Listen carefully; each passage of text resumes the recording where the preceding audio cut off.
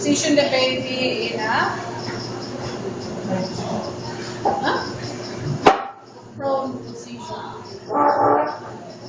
Okay. Go to yourself, put the baby in your thigh area, lower the head.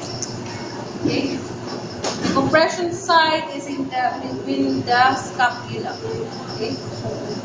Shoulder blade. Okay. 5 back slaps. 1, 2, 3, 4, 5. First, check them out. Undulate.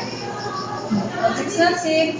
Give 5 chest thrusts. Okay, 1 finger below the imaginary nipple line. Give 5 chest thrusts. 1, 2, 3, 4, 5. Check the object. Object is seen. If the object is not seen, repeat again, giving 5 back slaps. The object is not seen, give another 5 back low. If object is seen, okay, tilt the head towards the body. Okay, snatch the object, get the object for further examination. The baby has survived. Grab the back